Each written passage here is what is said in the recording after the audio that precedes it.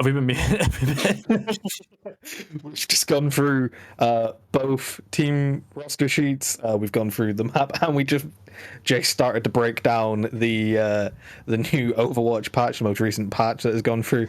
Unfortunately, this whole time we have been muted, so you haven't been able to hear anything that we've been saying. It's fine. Yeah. We can run it back. Ladies and gentlemen, welcome to the summer finals of the Campus Clash 2021. Portsmouth Paladins are here to defend their crown after winning in summer 2020. My name is Jace. My play-by-play for tonight is Unchanged. Say hello again, Unchanged. Hi, I am Unchanged. Bod, right. We've got on one end the Portsmouth Paladins, on the other side the Watermelon Waddlers. Portsmouth are rehearsed, they are practiced behind their coach Toxicinator. The lineup for tonight is JJPT, IW, Lukey Boy, Rift, Sheep, and Todos. And for the Waddlers, we've got Callum, Sir Banana, Jits, Yamba, Sausage, and Walker. Fujin also on the bench, probably will come in later as well. It's going to be the first opening map of Lijiang Tower. It'd be interesting to see how both of these teams clash. I was just going through the patch notes. Obviously, Ball has been changed, so that would be big for Recontest and big particularly for the Paladins. They do love playing Wrecking Ball, that's for sure. I've seen Lukey Boy on Ball time and time again, so expect him to pull that out. We may see Rift on it later in the series. Who knows? For the Waddlers, it's just all going to be about individualism. They don't play together as much, not nearly as much as Portsmouth do, that's for sure. Probably about the same as your average null team.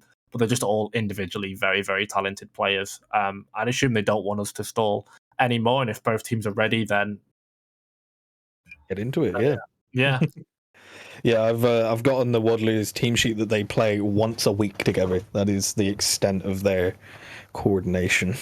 That'll be like just for null, I assume. But yeah, unfortunate blip at the start. Well, I wrote like an intro and everything. I was like, I get to do an intro for null. I was so excited, and then, well, what can you do? It went so well. No, I butchered it, to be honest. I completely stuffed it. But luckily, my bacon has been saved by the mutant. Yeah, I was we could have. I was trying to save you, you know. Nah. We gotta be honest. You know, mistakes. Honestly, we're just going to wait for the reload in for both teams now. But Lijiang Tower looks like we are going to be starting out, unless my brain is completely asleep. We are going to be starting out on Night Market, and this map lends itself to so much shenanigans. Sim TPs, double shield, Wrecking Ball, Farah, Echo. It's not the entire lot. Obviously, Unchanged will be the play-by-play tonight, so get used to his voice as opposed to mine. But what do you think going in here, considering I definitely have less of a bias and more blind perspective than I do Unchanged. So what do you think? And what do you think both teams will play? What do you think is good? What have you seen as we get into the Assemble Heroes any second? From playing ranked myself, I'm not quite at the level that these guys are. I'm only Masters. I'm washed. But there's been a lot of brawl on these maps. Like you said, Ball's been huge in the meta. Sim is always, as I see Sim being picked on both teams here, Sim's always been big on this map with the TP onto the high ground of point, getting those odd angles for both teams. I'm unsure about the pick of the Rhine Diva from Portsmouth Paladins, but like you said, they're the more coordinated team, so we'll see how that goes for them, as they're going to be TPing straight out of spawn, and Jix is going to be swapping. Okay, so just looking to get the team out. Watermelon Waddlers trying to get to point first, but Rift are doing the typical TP onto the high ground. That'll be looked to get broken, as Sir Banana is just holding the outskirts. So Portsmouth Paladins with point control here. We'll look to see how the rotates come out from Watermelon Waddlers, as Jix is going on the flank on the far left. Yamba looking for those long sight lines on the far. The ball's going to roll in from the right side here, try and knock the team. They have a couple turrets destroyed, so the Ball and the Tracer running around on the left side, for them both to back out. Lucio stuck in a very unfortunate position here. Is he going to get punished for it? It doesn't look like it. He manages to get back to the core of his team before Jix can do anything, but Rift just absolutely decimates Jix there with the Symmetra. The 1-2 burst with the punch and the secondary fire gets him gone, and ID, I believe is how it's pronounced, just takes out Sir Banana. The Divas taking each other out there. So Portsmouth Paladins, they did get that point control fast, and they took that fight. How do you think the rest of this is going to go? Yeah, I think so far they can just sit on point behind the defense matrix of IW. The lamp from Todos, he's really good on Baptiste. He's been known for it time and time again, been clapping kids on NA ping with that Baptiste as well, and behind the defensive wall that's going to come up very soon from Rift, and obviously the ice wall to come out from Lukey Boy as well, as he's got Blizzard to go. It's going to be a very defensive setup. That's Callum off the map from the boot from Sheep on that Lucio, so that's no Wrecking Ball. And no Wrecking Ball means really no push for the Watermelon Waddlers. Yep, there we go. Walker's going to go down into the night market of Lijiang Tower and just going to reset. And Watermelon Waddlers really, really need the ultimates to break apart this composition. And Portsmouth are going to be getting close to a big 6 here any second now, and it's just kind of going to be free. If they can get this freeze onto Callum as well, it's going to be an even bigger stagger. Oh my, yeah, there we go. I think it's going to be a case of time for Watermelon Waddlers. They should get it eventually. No EMP though, as Jix is on the Tracer, but Nano Barrage, you think if the fight goes late enough, it's going to be carved open, but at the rate this is going, it could be a 99 full hold here for the Portsmouth Paladins. Certainly looks like it. There's the Nano. Yeah. Are they going to be able to do anything with it? Yamba going in, but the freeze is in.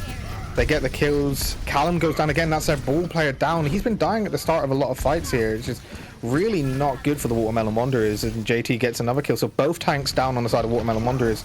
It's 95 to 0. So Yamba knows he has to go in. He tries to get the big barrage off. It does just get defense matrixed by Sir Banana. This is just... I mean, this just looks like it's a steamroll from Portsmouth Paladins so far. I mean, the ults are coming out from Watermelon Wanderers, but they're not able to get any kills with it. They're just mopping up. They're in staggering already. It's going to be a clean fight. Lukey Boy takes out Sir Banana. Is anyone else going to be able to get the recontest? Doesn't look like it. No. Yeah, it was not the most high-octane play, ladies and gentlemen. As I said, that Watermelon Waddlers composition really needed like a couple of things to fall into place. They needed the ball to be able to get a displacement. They needed Yamba to be able to get onto that off angle. They needed the Nano on him to be able to put a barrage down, and they needed Jix to find the off angle as well to be able to pincer with the ball and the Farret in twain, but it just didn't happen for them. Portsmouth had too many ultimates and too much to stay, and they did the classic go to the objective, and they kind of just sat on there, and from there there's not really too much that the Watermelon Waddlers can do. Something like an EMP is great because that sustain that came in from the Paladins defense is resource based, it's cooldown based, and if you take those resources away, then they have absolutely nothing they can do about it. But looks like Portsmouth aren't just going to one-trick Sim despite Rift's proficiency on the hero. Going to give us a bit of a swap. We're going to see the Rift Echo. Lukey Boy going to be going over to Tracer, a hero they've not seen him on, but that means JJPT going to be going over to the ball, so it is going to be pretty much a mirror. Todos the Zen versus the Ana of Walker. Yeah, be looking to see who gets more utility, the Ana with her nanos or the Zen with the Transcendence, to try and counter those nanos primarily, I'd assume. As Lukey Boy looks to go in onto the back line, he's going to get forced into recall. He's not going to get a kill. He does manage to get out. He's getting chased by Jix. Jix unsuccessful to get the kill. JJP looks like he's slightly stuck in this room, just feeding ult charge to the enemy team. Not the best rollout, not exactly what he'd want. Doesn't look like this is going to be such a clean fight from Portsmouth Paladins like we saw on the last map. Looks like Watermelon Wanderers maybe take it.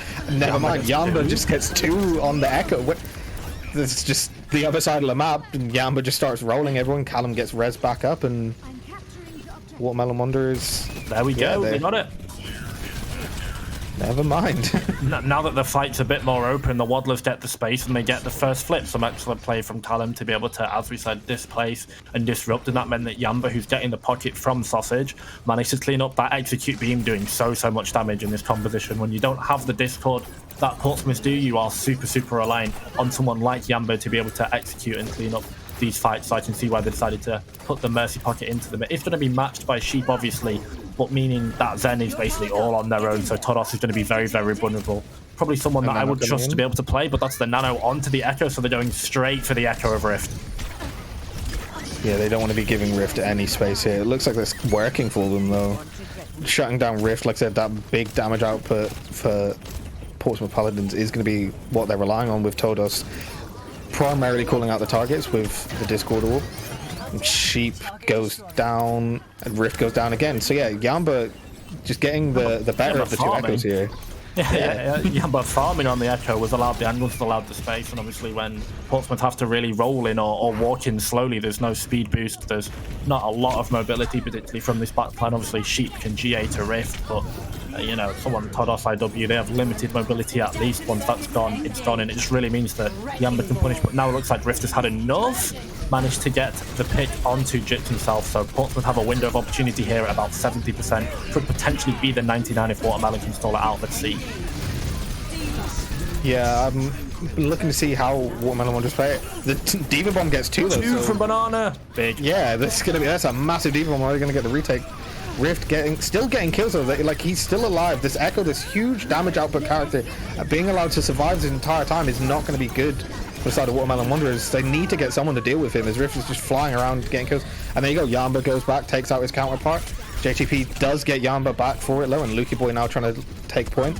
They do stall to 99, so I'm assuming no, the ults are coming out from Watermelon Wanderers. I thought they were going to back out here and try to get the big recontest, but they're hard committing to this fight. Are they going to be able to take the tanks off a point here as Todos gets Walker booped off on the other side of the map? Rift comes in. I'm questioning the use of ults to try and recontest that point here. They already had the 99%. It looked like it was a lost fight. What do you think about them throwing in the Nano and some other ults there to try and recontest? I think it was an alright commitment, to be honest, Unchanged. I think if there's anyone on this team you want a Nano and you trust to be able to hit a clutch, it's definitely Jix. He's off rolling on the Tracer, as he mentioned in the bio, but Jix plays everything. I've tested him time and time again. Very, very confident on most DPS. So I like the faith and the confidence that Watermelon Wanderers went with. Unfortunately, they did manage to lose out. Yamba's going to make the swap and the reswap back over to the Echo, but honestly, because they got 99%, they can take the time, they can afford to invest. What they can do is just take a couple dry fights here. Portsmouth absolutely need to keep these ultimates in early to make sure that they stay on top of tempo, because they cannot give anything to Watermelon Waddlers for free, and when they give stuff for free, it means that the Waddlers can just build up their ult charge and go with 6 when they get comfortable. But it looks like 2 picks down, they're just going to walk this in. Yeah, Todos, the Reddit Lucio coming out here, gets another pick onto Walker with the boop. They then get Sir Banana because the healing is no longer there for the tanks. Yeah, Todos is just going full Reddit Lucio on his team right now. Okay, Todos. Well, that's one way to take the fight, yeah. Oh my, Todos, I've said time and time again, this guy's Baptiste is absolutely excellent, ladies and gentlemen. Sheep and Todos actually on reverse roles here. Something like a Twilight and Slime situation where they're both on sort of reverse roles here on the Lucio and the Moira. Todos definitely would prefer to be on the Moira, I'm sure of it, but pulls out the Lucio, the Brazilian frog, absolutely vibing. Found both supports last fight with that Soundwave right click, did about 50 damage, but was getting the assassination, so huge picks. And when you can come up like that with your Lucio, it's going to be a really difficult series for Watermelon. Yeah, some scrappy fights coming in. Both teams losing a lot of players early as Jix is down. We've got ID with another huge bomb here. Oh my. Is that going to be enough to allow Portsmouth Paladins to win this? I think it is. And yeah, they get Yamba out of his mech. He's going to remake. Did he get a remake kill? No, he gets out of his... Oh, ID's mopping up a lot of kills here, yeah. Lukey Boy using the... Are they going to mop up the kills? Watermelon Wanderers are doing a good job of contesting this for as long as they have. They've got it. Both teams got to 99%, but it does look like once again Portsmouth Paladins are going to be taking this point. You see the Sim TP, he's just trying to make sure he doesn't stay in a bad position, trying to get into the back line. Gets the kill, Sheep gets the final blow onto it though. That's going to be another staggered attempt of recontesting in Portsmouth Paladins. Yeah, wrap it up. And 2-0. I thought there was absolutely a window of opportunity. Watermelon Waddlers started 2 fights in a row with 2 picks. They were 4v6 at one point, but thanks to the heroics of Todos in one fight and just the ultimates in the store that came in from JJPT on that wrecking ball, as we're going to see here. Sheep's play of the game on the Lucio, of all things. So the Lucio plays the backline of Portsmouth, showing up big in this first map on Lijiang Tower. Not something that we always associate with the strength of this team. I think definitely while Sheep and Todos are very, very strong, in particular, I'm a huge fan of Todos myself. Just being able to clutch in this way, like the amount of individualism and power in this composition that Portsmouth played on that second round, it really took the carry potential away from the supports. But clearly they weren't told, because honestly, both of them coming up with some huge picks, huge coalescence as well to swing that recontest. Instant response as well to going down. I think they lost one of their tanks, I believe, JJPT, on that wrecking ball. Went down and they lost one of the DPS. Might have been Lukey Boy, fell second. It was just an instant coalescence that came out from Sheep to keep them in the fight. And the Waddlers, as he said, scrambled, not as synergistic, and I think it may have cost them in that long fight. What do you think, Unchanged? Yeah, it certainly started to show. Like you said, they lost that first point quite convincingly. It looked like they were doing well. They got the cap on the first point. They managed to get it all the way to 99%, but then once it came down to those last fights, and once Paladins did have point control, like you said, it got scrappy, and the individuality of the Waddlers was certainly their downfall. They were off on some odd angles. Their Ana being left alone, allowing the Lucio to go and dive her. It's just it's not what you expect to see in this kind of elo. You expect that, you know, even if they don't play together a lot, you'd understand the positioning of your teammates. You'd understand where certain characters need to play, but Paladins were just taking advantage of it. Yamba was doing really well for Waddlers on that Echo, but it just wasn't enough to turn the fight in his team's favor at the end there. They were so close as Waddlers get map pick, and they're going to throw it to Anubis 2CP, my most hated game mode. I cannot wait for this to be deleted from Overwatch 2 when that comes out. Eventually, I might be too old to hold a keyboard when it does, but I'm hopeful that it comes out sometime this millennia. Hopefully in the next year, realistically, if I stop joking around. But I think you're absolutely right, Unchanged. I just wanted Sir Banana and Jix on that Tracer and on that Diva to just sort of 180 every now and again and check that Walker on that Ana was okay. They knew that Sausage and Jix were going to be fine in the sky, and honestly, they were. They were winning that 2v2 against Rift and Sheep, but where they went wrong is they lost pieces one by one around them. When you play Mercy Farah, when you play Pharmacy or you play Echo Mercy, you leave your other support very, very exposed. So it's so crucial that Jix on the Tracer, the very mobile Tracer, and the Diva that can be basically everywhere, really sits and helps protect that Ana, because in any comp with ball, any comp with dive, your flex support most of the time is the win condition. If you're playing Winston Ana, you're building up that nano. If you're playing Zenyatta ball, then your Zen can discord, right? And then find those high pick, high priority targets with that slam that can come in from the aforementioned Hammond. And it just felt like Todos lived in these fights so much longer than Walker. And even if, you think the Ana versus the Zen wins, I think the Zen wins in that mirror anyway. Particularly if you don't play Ana Brig, maybe Sausage should have gone over to the Brig, because then they still could have played the Echo and not focused as much on that 2v2 in the sky. But regardless of the Zen versus Ana matchup, just Todos stayed alive longer. So even if he was on the less optimal pick, definitely got more value just by living, to be honest. Yeah, the ultimate deciding factor in Overwatch isn't what pick you have and what character you're playing. It's how long you can survive on that character and how well you can utilize that pick. Anubis. So from what I've seen, Paladins have elected to defend. So we'll see how that goes for them. I do hate playing this map, though. I will openly admit that. Yeah, I'll make some predictions now. Portsmouth. This is a map where double bubble is very rehearsed and practiced, but I expect Portsmouth to, I don't want to call them boring, but it is kind of, even though it is grand finals, and, it's all to play for, and you really want the bragging rights. Portsmouth are absolutely playing to win. This is going to be, I think, really a map that's going to be difficult for Watermelon to play, because Portsmouth have played this map a million times together, particularly the core of, as I said, Sheep, Todos, Rift, Lukey Boy, and IW all competed in a North American tournament together. They had Brute as one of their DPS, by the way, so that was an absolutely stacked roster. Didn't manage to take home the gold in the Pseudo World Cup, but still very much, and this is a map that I casted them on this. And the story of that map was, unfortunately, I'm going to say his name a lot. Todos on that Baptiste was just so clean with these windows, built them up lightning fast. The Hulk came in from IW on the Orisa, who's going to be on the Sigma this time, and they were just able to blow someone up. So Portsmouth, very, very comfortable on this comp. Rift on the Ash, which I love to see, is known for it, particularly on Kings Row. I have not seen him lose a map on that in competitive so far, but Watermelon Wonder's going to be looking to go for the mirror. I think this is something that a lot more comfortable with Jix. I think there's anyone that can match Rift in this tournament on the Ash, it's going to be him. Same with Walker for Todos too, by the way. Walker, very, very crazy. Known for his Ana, but can pull out the Baptiste with the best of them too.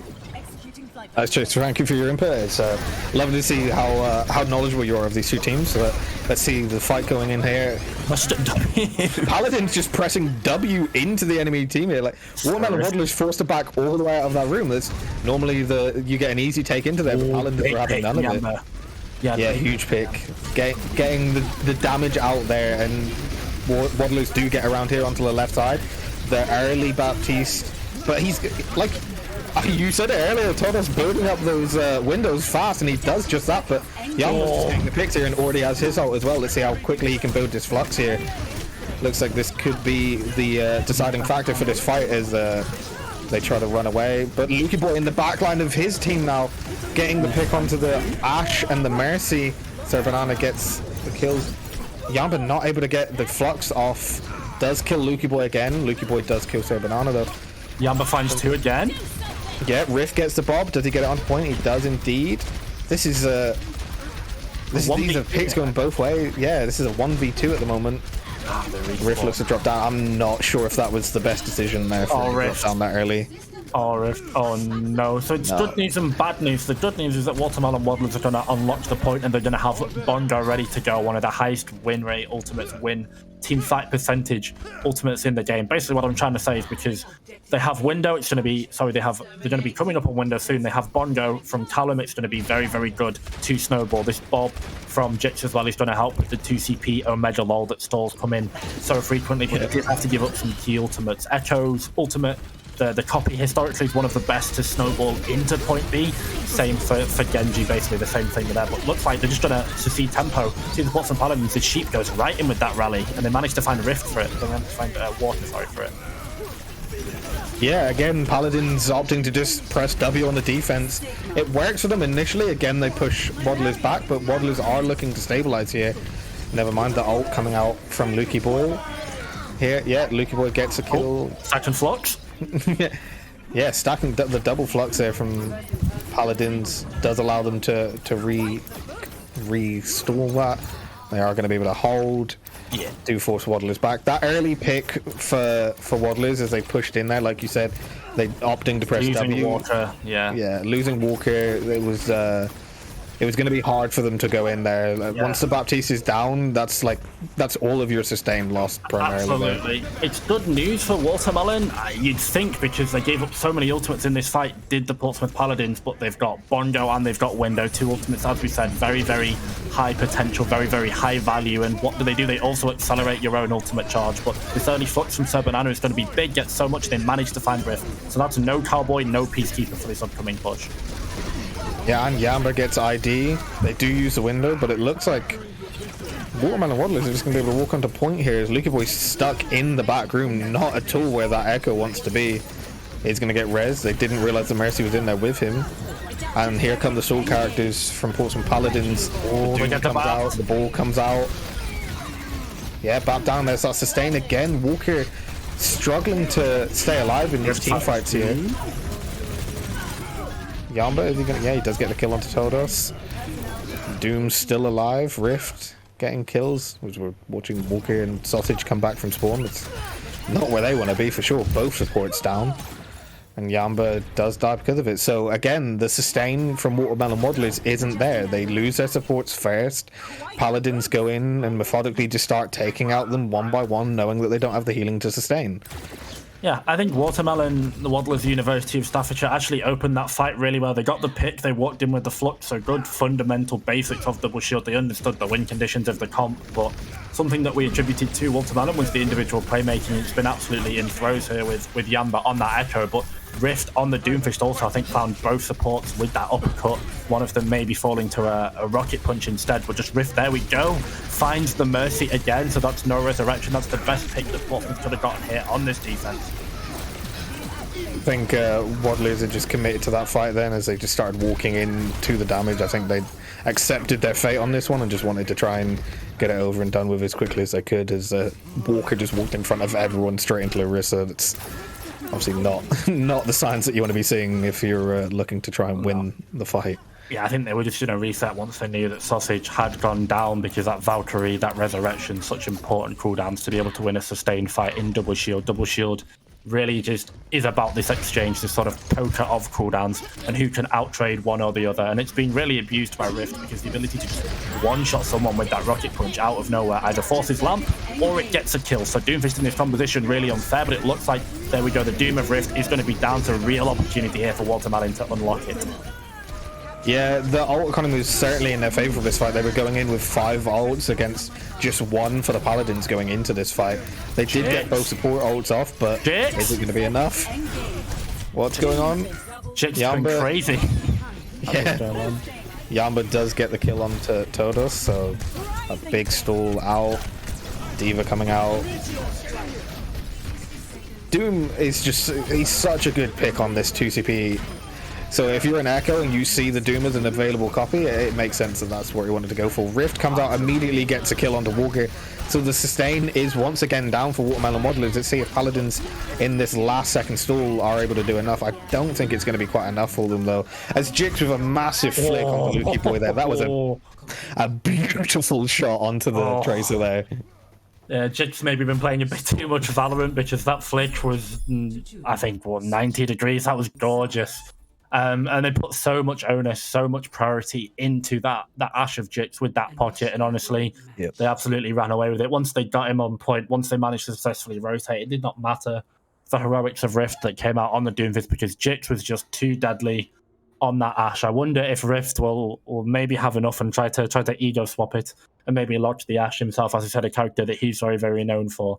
They managed to get it with time, though, which is going to be really, really good for Watermelon Waddlers because they keep time on the board and they can really hope for these snowballs. Now, do or die. I'm really going to set up the stakes here for Portsmouth. I've seen them play this map time and time again. I think they have this map pretty much solved, in my opinion. One of the best ways that you can play this map is with double shield. You build up that window that can come up early, getting that window up first fight. If you get it up early, as I said, it's the first ultimate that usually comes up. So if Todos can beat Walker to that amplification matrix, there should be nothing else on the field. So it's going to be the one ultimate of Todos, of that Baptiste versus pretty much nothing else. From there, they can land a Halt from JJPT. If they manage to land the Halt, then they can pile their cooldowns into it and generate a pick.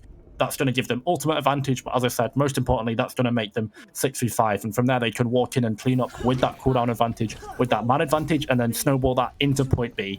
And that fundamentally, ladies and gentlemen, is the reason why I hate 2CP. It's kind of why I hate this comp as well, but it's the most exaggerated and it's the most egregious on this mode in particular. So keep your eyes out on the amplification matrix charge of both these Baptistes as we get into this initial poking phase.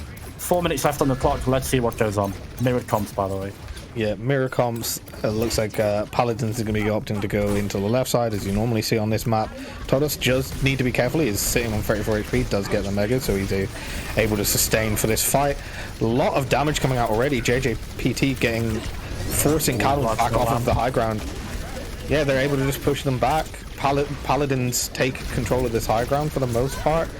Waddler's not able to hold it as well as Paladins did at first, but JJPT is getting a lot of pressure put onto him here from the Ash and the Echo on that off angle on the left side. They're just waiting to get windowed. I'll interrupt you Unchanged, but I can see it. Here we go, any second now. Todos is going to pop this window and they're just going to get burst. I can see it. Here we go, and Todos are just as I predicted. Finds 2 through the amplification matrix. I called it, ladies and gentlemen, and Watermelon were unaware that's going to be point A.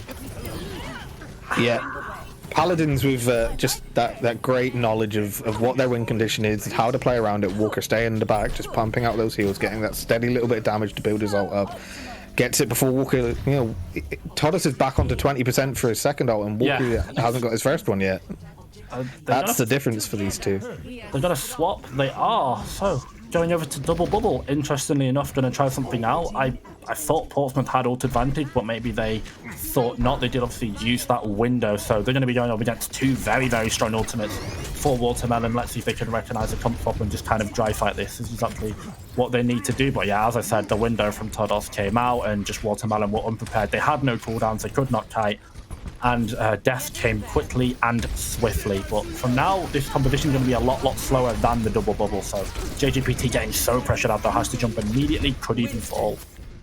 Yeah, it does. He does, and Yamba gets the copy on to the Winston. Isn't going to be able to do a lot with it, but he will be able to survive here. Hopefully, no. Yeah, the healing does come out. He does get the healing in time. Wasn't sure if he was going to get out there, Yamba. He got stuck on a corner with an Echo looking at him as not, the high damage output, not what you want to be. We'll be looking to see the ults coming for Portsmouth Paladins. They do have 3 of them that are going to be available for this fight. I'd be looking to see Rift also build up the hack and get the EMP off. It should be 4 ults into 1 fight. Yeah, EMP to engage, I'd assume. No, they're going to go straight in. JJPT going down early there as he just dives into the middle of that bunker comp team. Huge damage because Yamba swapped over onto Reaper. Yeah, nice counter swap from Yamba. The Bongo was committed from Callum, but that got everyone else significantly ahead in the ultimates, and they really do need them. I thought Portsmouth are going to wait. If you've not seen too much double bubble, ladies and gentlemen, then firstly, where have you been the past couple of months? But hey, if you're taking a break and you're back, cool, lovely to have you here. The nano from Todos was about 94, 92% away. Yeah. JJPT jumped in without receiving that nano. I thought for sure they were just going to wait, but here we go. Primary win condition is that EMP. It finds 3. That's the breakdown. That's the copy onto Lukey Boy. Gets the McCree. Flashbang found the hammer. And Portsmouth are just going to walk on to this point and dare the University of Staffordshire to retake. Oh, great TP from Yamba, though. Dog is behind you. Yeah, well, I don't think it's going to be enough here as the stall characters come out. They start using ult to try and contest. JJPT, great. Winston just jumping around everywhere, just punching people all over the place. That's got to be disorientating. That can't have felt good for Jix there. And then dive straight onto Yamba. So, questionable on the prior fight, but I think they were just setting themselves up so that they had even more going into that last fight there. Yeah, and they capped with more time. Yeah, it's definitely a little bit of a mistake. Like, let's call it what it is. Whilst they do come out with the superior time ban, Portsmouth absolutely should have waited because they were so close to the primary win condition. Sheep had the Valkyrie that was popped. From there, you know, they just put the damage boost onto Rift on that EMP and they would have been able to get the Sombra. Maybe they were trying to force the cooldowns, the ultimates that came out from the defensive side, in which case, you know, hey, a dry fight is fine. They did manage to get 2 ultimates out. They got the window out and they got the copy out, and that could have potentially been perilous. So I'm not going to sit here and pretend that, you know, I know more than both of these 2 teams, especially because of the pressure and the speed and the pace at which the both of them are clashing. It's going to be hard to make decisions on the fly. Obviously, I'm sat here with the full value, the full set of ultimates, so I can really predict the future. You know, as much as I want, it's going to be a lot harder. There's a lot more information to me than there is to these 2 teams, but it's something that I do question if they maybe could have min-maxed a bit more time. Could Portsmouth, but this gives absolutely a window for Watermelon to go through, and the win condition for this attack is basically just going to be the same as we saw Portsmouth do on that defense.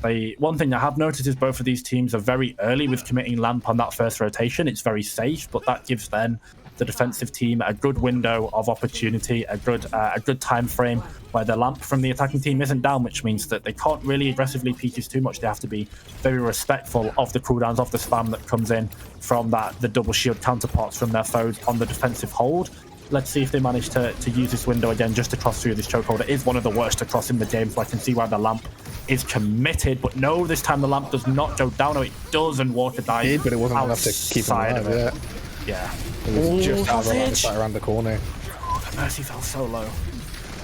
Yeah, I thought that was going to be a pick there as well, but they managed to get out with both their supports still alive. And they get onto this mid-high ground here. Here comes the main fight as Rift is just looking to try and take out the Echo, but gets taken out by Jix on the opposing Ashe. Yamba coming in as well, now that he knows that the threat of the Ashe isn't there. The Ashe does get rezzed up, but the rest of the team goes down. Yamba takes out Rift. From Walker. Yeah.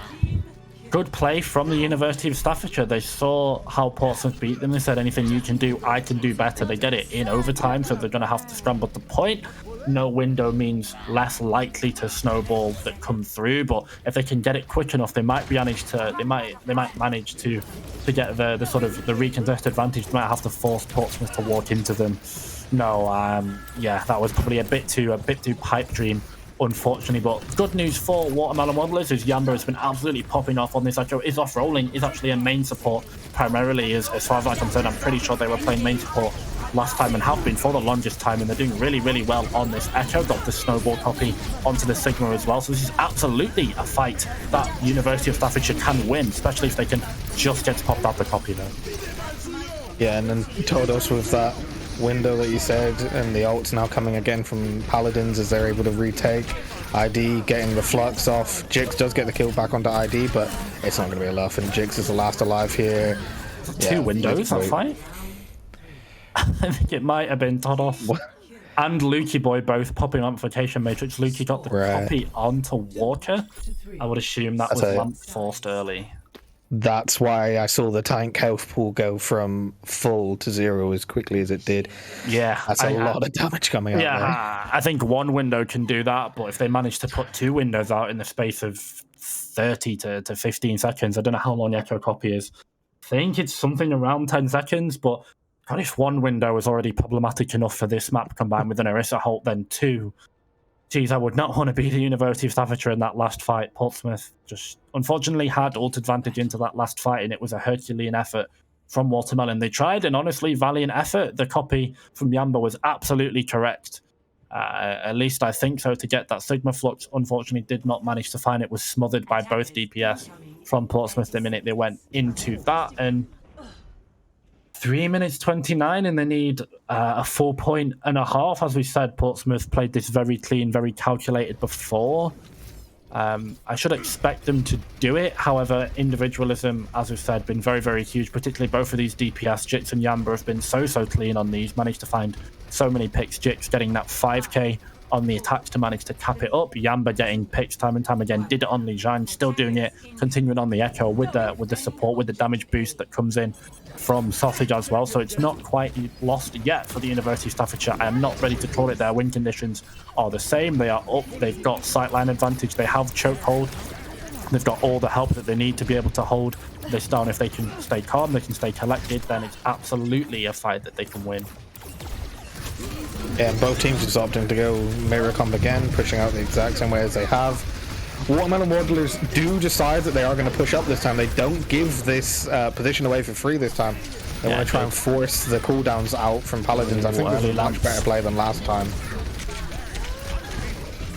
Rift knocked off the high ground, not where he wants to be, but he does manage to survive and gets the dynamite off. And Windows with the early window again. Walker with his to counter. Walker gets the kill first onto JJPT, so it looks like this is going to be Waddlers with a win. Yamba getting the kill onto Lukey Boy. They are going to be able to hold this at least a little bit longer than they did last time. Yeah, it's actually such a huge fight win for Watermelon. They played that really well. Walker had Windows second, but they clearly had the pick of the cooldowns, and he just lasered JJPT on that Arissa. That horse was turned into a lasagna Finder style, ladies and gentlemen. Not long for this world at all. And very, very importantly, now they take away that primary snowball win condition. It really is their signature, their style, their mark, the Portsmouth Paladins, to be able to go with that early window and kind of cheese it. Now that that's gone, it's going to need maybe one, possibly, and most likely two ultimates for Watermelon to be able to fall, so it dampens the snowball that they can go into B. So a really comfortable position. As I say that, I curse it, Jinx gets picked up. However, the res is online. If they can get him back up, it's going to be huge. They do, but unfortunately, the Mercy's gone down. Oh, big flux from Yamba, though. Huge flux from Yamba. Oh, huge from Yamba. Wow. I thought that was a one fight for the Paladins there. They had the pick advantage, but Yamba gets the ult off. Never mind Sheep coming in though to get the kill onto Yamba. Yep. That Mercy had enough of seeing Echo fly around.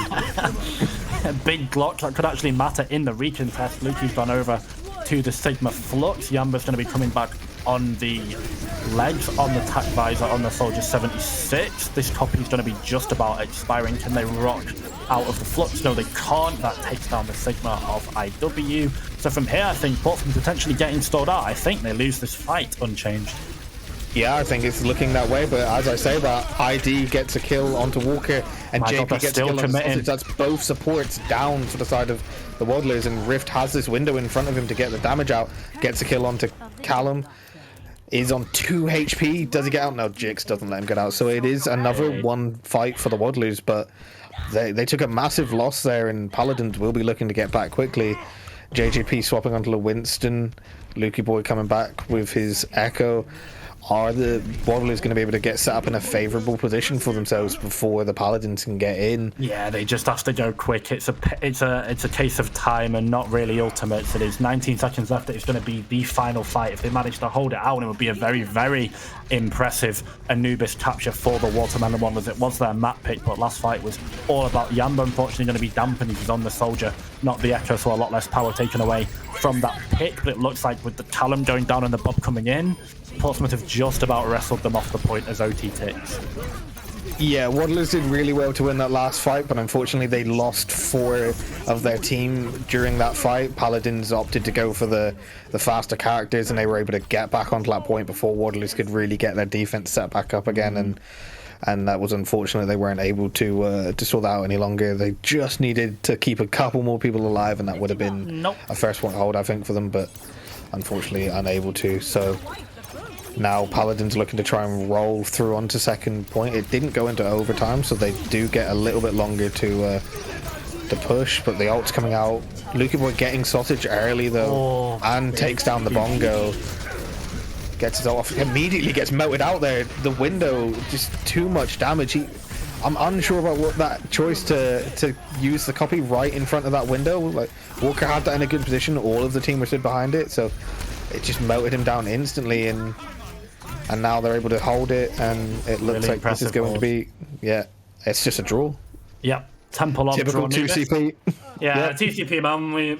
We sat here for 15 minutes, and in the end, both teams walk away empty-handed, but not too shabby if you're the Watermelon Waddlers. Obviously, only getting a full point and not even a tick on second means that you're always going to be in a perilous position. But some great individual plays for the Watermelon Waddlers. They still get map pick going into this next. And honestly, considering how reliant 2CP is, not 2CP, sorry, Double Shield is on just the ability to. I'm just going to chill out myself for a second. I'm a bit exhausted, ladies and gentlemen, cashed in a lot these past couple of days. But considering how 2CP plays up, not 2CP, Jesus, how Double Shield plays up and how important it is to really have synergy and engage timings on 2CP, particularly with Double Shield, Watermelon Waddlers played it really well. Some huge individual clutches, like let's not downplay this at all. I really want to hype this up because Jits and Yamba were just awesome as well. Walker too, definitely as well. Everyone on Watermelon showing up big. Sir Banana has some great fluxes. The bongos from Callum were so quicker and more early, more often, and not on the cooldown on the field more than JJPT for sure. On that Orisa, the backline of Sausage and Walker were doing a great job of competing against Sheep and Todos. Walker, whilst yes, definitely was charging the window a little bit slower, was so decisive in the fights that he had it, and just being able to pop the tank with the mechanics that he had meant that it was so huge. And yeah, particularly just the echo of Yamba was so big. You force so many cooldowns in that double shield composition. It's so important that your echo is able to diff out or to put so much pressure on and pop off in the way that they did. I think Paladins, they were going into Bonjo against Copy, so I'm not quite sure how that fight goes. I think it was a fight that Watermelon Waddlers should always win, but again, who knows? It's absolutely, I think, winnable for both teams. Unfortunate that Watermelon get the draw, but as I said, they're going to get the map pick now of, I believe, Payload. The map pick absolutely will stay with them, whether we go to Payload or Hybrid. So we are going to get a pick of Hybrid. Paladins have shown Brawl, they've shown Ball, and they've shown Double Shield. I really do wonder what composition they're going to go here. I don't think Waddlers should send them to Eichenwald, but any Hybrid, there we go. Jits locks it in instantly. It is going to be Scrim's Row. Tried and tested, very common strategy. If you're down in the series, if you've just drawn or lost a map, send it to King's Row and run at them. And this is just going to be huge for the Waddlers. It's going to be, they can get Callum back on that Reinhardt. Potentially, Jix can play a variety of heroes. And I think most importantly, it forces Paladins off their best comp, which probably is going to be that Double Shield. Yeah, this is, like I said, Scrim's Row. It's got that name for a reason. This is everyone's pick when you're on the Hybrid and you feel like you need to play on a map that you're comfortable with. But that goes both ways. If it's a map that you're comfortable on, it's probably a map that your opponents are comfortable on. So it's definitely going to be one where both teams have practiced this a lot and they know what they're going to be doing. Again, Paladins opt to defend first. So we'll see how that goes for them. We will defensive first. You can actually play Double Shield on it, to be fair, but it sucks so badly into second. Once you unlock Hybrid, it really becomes a case of tempo and ult advantage and just being able to full hold the gate. Teams in the past have given up point A. They've given up that control capture point. I wish I could tell this to teams even in my Masters games. Like, guys, we're on a broad composition. Our flex DPS wants to win this game because they've gone May on King's Row. Can we just hold gate and then wait for them to walk through and wall them, and they just kind of go and die on point and then give up that gate? That archway after the point unlocks as that payload rolls through, I think is so important. Yes, Strebor, okay, I'll follow you back on Twitter. I'm getting added in the chat. I'm not being called out like this.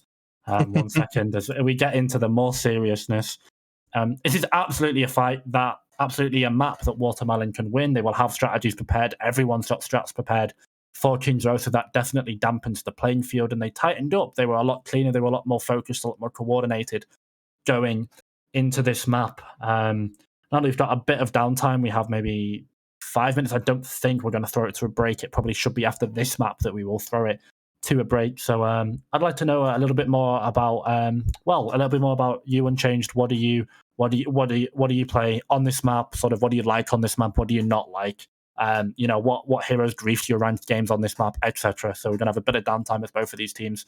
Just sort of assemble their heroes and most likely bait us in the screen.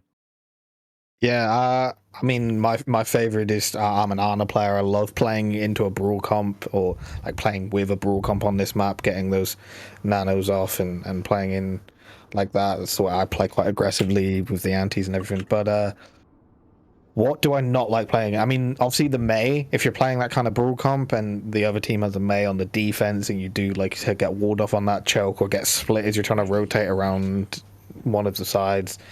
So yeah, I hate playing a Mei on this map. I hate Widow just because you have to be so careful. You can't like even be a pixel peek out around a corner, or Widows in this kind of skill are gonna take your head off immediately. So that's the two characters I hate seeing on this map. Other than that, I mean, it is what it is. You have to fight into whatever. Yeah. It looks like it is just going to be standard comps from both teams. Yeah. Overwatch we've been in 2-2-2 actually. The last drastic change to the game really was 2-2-2, but even then we've been in, I think, that for about a year and a half now. So it's been very soft. We might have even had pretty much 2 full seasons of the Overwatch League in 2-2-2. So everything, all the strategies are set 2-2-2, very limiting in creativity, in diversity, in comp diversity. So both these teams just going to go with the Mei brawl. They understand the importance. That's wall and lamp forced early though from both teams. Yeah, and Callum gets the early pick onto JJPT, so that brawl getting the better here, getting the Ryan down first. That's not what you want to see if you were the Paladins. Nope. Serbanana getting the kills on point. Jakes gets the kill onto Todos. The McCree getting huge value here. Does see the right shield, so opts to back out. Doesn't want to be walking into that. Yep. And Does look like that's going to be an easy first cap. I've heard a lot of criticism from the past, particularly from developers of other games who shall go unnamed, about the importance or the lack of importance thereof of being able to generate that first pick. But in a composition in the mirror like this, it's so crucial. Callum takes down JJPT with that hammer swing. They have no Reinhardt, and from there it's honestly just fight loss. Getting that Reinhardt first, so important, just like it was to get that Zarya in Goats, ladies and gentlemen. So crucial that you just lose so much. You lose the shield, you lose the W key, everything. This competition is built around the Reinhardt. You can take him down early, that's the win condition gone, and you snowball the fight. But there we go, looks like Callum gets taste of his own medicine. T falls early to defend the hammer of Rift. Yeah, but JJPT goes down in return, and Jakes gets a kill on to Rift there. The window does come out from Todos, but I don't think it's going to be enough for them to stabilize here as Yamba gets some kills. Sausage goes in as well. Todos does take out his counterpart Walker, but Sausage is going to go back and speed his Baptiste back into this fight once it's done. So Watermelon Wanderers getting the better of a scrappy fight at this time, which was their weakness on the first 2 maps. When those fights started to get drawn out and break down a bit, it was going in the favor of Paladins, but looks like Watermelon Wanderers are starting to get their cohesion together. They're starting to get the hang of how they're playing, and they're picking each other off. But Callum does get walled off, split from his team. Blizzard as well. Yeah. And the retake is Paladin quality, which Jix gets a kill onto JGPT, but that's not going to be enough for them to stabilize, and they're going to try and stagger out this D.Va here. She's desperately trying to get to the edge. I don't think they're going to let her get there, though. The wall, the D.Va. This is horrible. This is cyberbullying as much as you can get in a video game there. Yeah, Paladins have to drain out the time bank because it could have been an electric one. I thought Watermelon had the advantage. They were able to force Portsmouth to walk into them. They did not commit any of the key vital ultimates. Yes, Walker's Amplification Matrix was used in order to unlock the Streets phase, but Todos' window also down, and commitment as well. The Mayuk came out first, it came out early, and it came out decisively from Lukey Boys. There we go. He finds the right click onto Sausage to take down that Lucio. Looks like, okay, Portsmouth actually are going to fight this and go for this snowball. This is really aggressive from Portsmouth. Yeah, pushing right up to the archway again, back towards first point, forcing Watermelon Waddlers all the way back. It's they're going to regroup, make sure they've got their cooldowns. They do have Shatter up for both teams. Callum not getting walled off this time, but his D.Va does still go over. He tries to get the Shatter, doesn't. Oh, 3 months the other way JJPT does. This is There's an ultra fight, and ID gets 3 with the bomb. That's a huge bomb there. That's going to be the fight winner, in my opinion, as the wall goes out. Sarah Banana gets blocked off again. Todos finish her off. A huge fight swing ult there from ID. Yeah, I was just waiting for Yamba to press the go button, and that Blizzard was definitely wary of the defense matrix that came out from IW, but losing that fight when you commit Blizzard is going to be a huge boon for this defensive side, because now Luki Boy's built up another one, got that wall, gonna probably look to go with it early. There we go, it comes straight down, no hesitation. Portsmouth have been so decisive with these ultimates, and it really is helping them win these fights in the long run. There's a little bit of insecurity for sure that's coming out from the University of Staffordshire, and it's being punished tenfold. Portsmouth are not giving them even an inch. Yeah, Jix off on the flank does win the 1v1 on the McCrees, but IG and the rest of the team able to go around. JJP flanking. It's an awkward fight here for the Waddlers. They're not in the position they want to be in as they're down. And a huge shatter again from JJPT. Oh, big. Looks like that's going to be another fight swing ult there. Yeah, the rest of his team mops up the kills for him. Just some great round play there.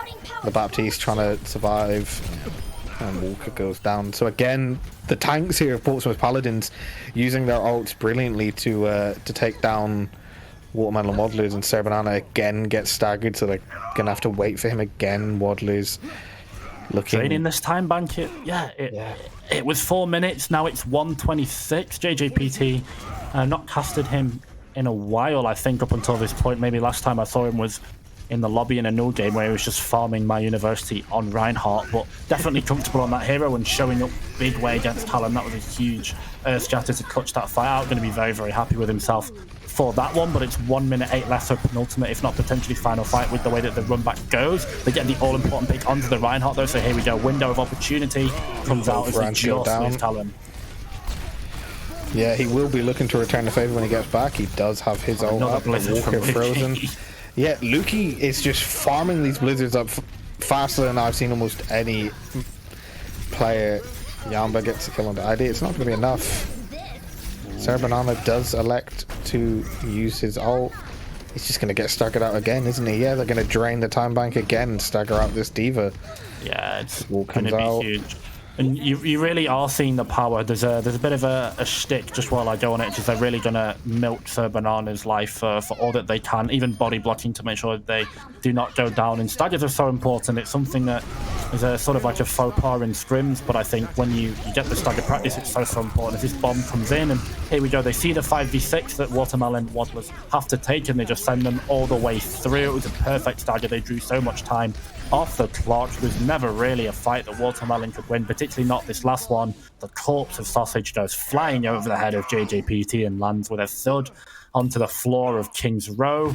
Rift collects a 3k to end it, and it was just so messy for that defense. Once they got control back, once they made the University of Staffordshire walk into them, from there I think it was comfortable. Portsmouth, it just felt like every fight they had so many ultimates to throw against this attacking side.